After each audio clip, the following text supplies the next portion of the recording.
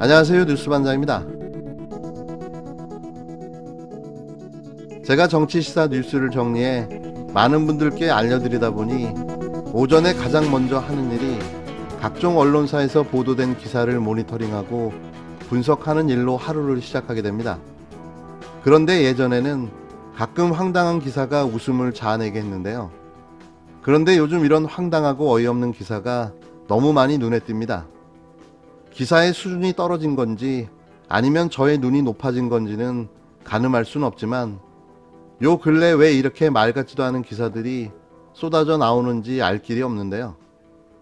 더 웃긴 건 그 의도가 너무나도 들여다 보인다는 게 더 큰 문제인 거죠. 특정 기업을 옹호하려는 의도, 또는 특정인의 지지와 관심을 유도하려는 의도, 또는 현 정부를 고의적으로 비판하고 흠집 내고자 하는 의도. 기사는 사실에 입각한 진실을 보도할 때 그 기사에 가치가 있는 거 아닐까요? 이런 목적이 깔린 기사들. 그래서 기레기라는 멸칭을 듣게 되는 거죠. 법무부가 국정농단 사건으로 징역 2년 6개월의 실형을 확정받은 이재용 삼성전자 부회장 측에 취업 제한을 통보한 것으로 확인됐습니다.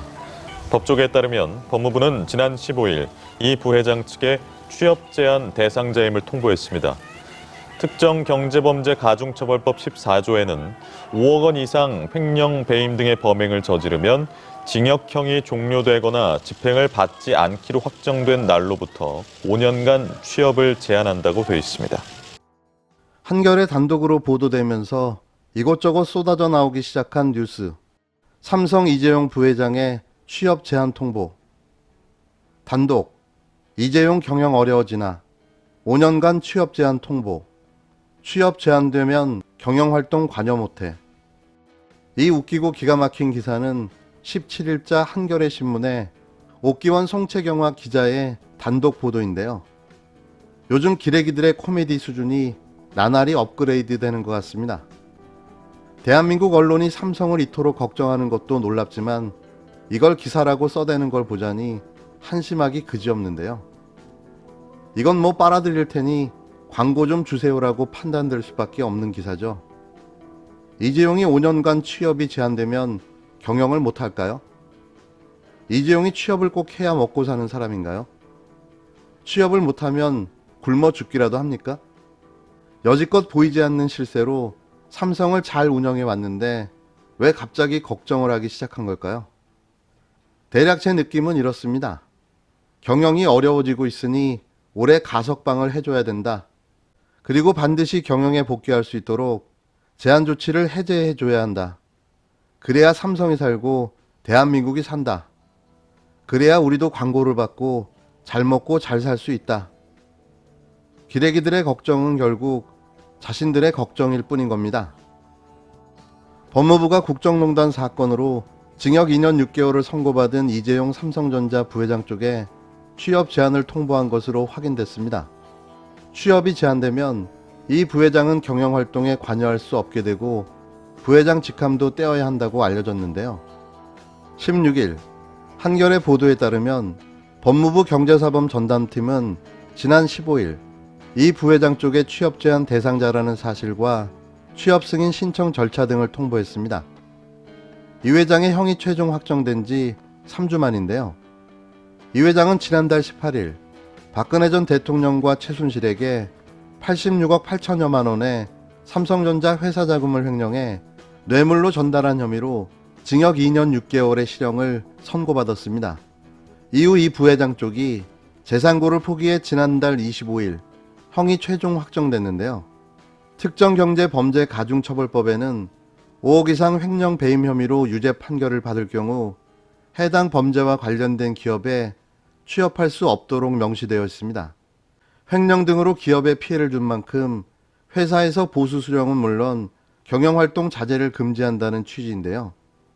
취업 제한은 징역형의 경우 집행이 종료된 이후에도 5년간, 집행유예 때도 집행유예 기간이 종료된 이후 2년간 적용됩니다. 이 조항에 따라 취업 제한을 받은 재벌 총수 중엔 최태원 SK 회장과 김승현 한화 회장이 있는데요. 김 회장은 2014년 취업 제한 통보를 받고 회장직을 비롯한 모든 그룹 내 보직에서 물러났습니다. 다만 최 회장은 무보수라는 이유로 경영활동을 계속해 법 조항의 취지를 훼손했다는 논란이 일어난 바 있는데요. 아시겠지만 최태원 회장도 이승현 회장도 알아서 잘 경영했습니다. 일선에서 물러나라고 물러나겠습니까? 갖은 편법을 동원해서라도 자신의 경영권을 유지하고 행사하려는 거죠. 이게 대기업 총수의 특권이 아닙니까? 그런데 뭐가 문제라는 거죠? 안 해도 되는 걱정을 하는 한겨레는 왜 하는 걸까요? 진짜 경영을 못할 거라고 생각하는 걸까요? 그러면서 취업 승인 신청과 절차에 대해서 설명하며 이 기사는 마무리되는데요. 한겨레가 한걸레로 변하는 건 한순간입니다. 올해 1월 임명된 신현수 청와대 민정수석이 사의를 표명한 것으로 전해졌습니다. 검찰 고위급 인사 과정에서 법무부와 충돌을 빚고 사의를 표명했다는 보도가 나오는데요. 청와대는 인사와 관련한 사항은 확인해 줄 수 없다는 입장을 밝혔습니다. 신현수 청와대 민정수석이 검찰 고위급 인사에서 자신의 의견이 반영되지 않는 등 법무부와 소통이 되지 않자 임명된 지 한 달 반 만에 사의를 표명한 것으로 확인됐습니다. 잘하셨습니다. 참모가 자신의 의견이 반영되지 않는다고 사의를 표명하면 받아줘야죠. 아니면 자기가 법무부 장관을 하던가요. 이게 놀랄 일입니까? 신 수석은 추미애 전 법무부 장관과 윤석열 검찰청장이 충돌한 뒤 이를 봉합하기 위해 문재인 대통령이 투입한 현 정부 첫 번째 검찰 출신 민정수석인데요. 문 대통령은 신 수석의 사의를 반려한 것으로 전해졌습니다. 신 수석이 물러날 뜻을 밝힌 것은 최근 검찰 고위 간부 인사 과정에서 박범계 법무부 장관과 갈등을 빚었기 때문인데요. 박 장관은 지난 7일 추 전 장관 시절 임명한 이성윤 서울중앙지검장을 유임시키는 등의 인사를 단행한 바 있습니다. 이 과정에서 박 장관은 신 수석과의 사전 협의를 건너뛰고 검찰 고위 간부 인사를 발표했는데요. 이른바 민정수석 패싱에 자존심이 크게 상한 신 수석이 이후 사의를 표명했다는 이야기입니다. 검찰 보직 인사는 장관의 제청으로 대통령이 하는 것이고 수석은 대통령을 보좌하는 사람에 불과한데요. 예전에 검찰 간부에 대한 인사를 보면 대통령은 법이 정한 절차와 권한 그대로 인사를 하시는 분입니다. 그러니 장관의 인사안을 받고 비서진들의 여러 검토안을 받아들인 뒤 대통령이 생각한 바대로 결정하여 이를 법무부에 통보하셨을 텐데요. 특히나 이번 인사 대상은 몇 명이 되지 않은 터라 대통령이 구체적으로 검토하고 의사를 표시한 인사로 봐야 할 것입니다. 그렇다면 왜 수석이 인사 과정에서 박 장관으로부터 논의해서 배제당했다고 했을까요? 추정컨대 이는 이번 대통령 인사에 검찰의 입장이 온전히 반영되지 않았다는 것에 불만을 품은 것으로 보여지는데요. 쉽게 말해 검찰과 장관 사이에서 검찰 편을 들다가 그 의사가 반영되지 않아 좌절되어 본인 입장이 이도저도 아니게 되자 사의를 표명한 것으로 판단됩니다. 사의를 표명한 민정수석이 검찰 출신이고 취임한 뒤부터 줄곧 검찰 쪽 입장을 반영하려 애쓴 사람으로 보여지는데요. 더구나 사람의 천성에 따라 조금씩 다르기는 하지만 검찰 간부 몇 명 인사에서 자신의 뜻이 반영되지 않는다고 해서 대통령의 수석 비서관이 사의를 표명하는 것이 과연 적절한 처신인지를 되묻고 싶습니다. 그리고 사의 표명 내용이 어떻게 언론에 알려졌는지도 궁금해지는데요.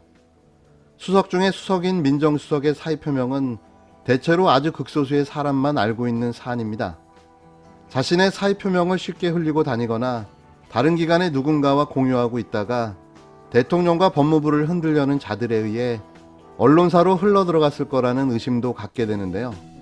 그렇게 부주의하고 무책임하면서 자기 자존심만 세우려 한다면 대통령의 비서로는 부적격인 거죠. 비서는 비서여야 하고 수석 비서도 비서의 수석일 뿐 일개 비서인 겁니다. 이게 이렇게 요란을 떨 일은 아니라는 거죠. 이 사안을 가지고 또 소설을 써대고 있는 조중동. 신문사보다는 출판사를 하는 게 더 낫지 않을까 생각해 봅니다.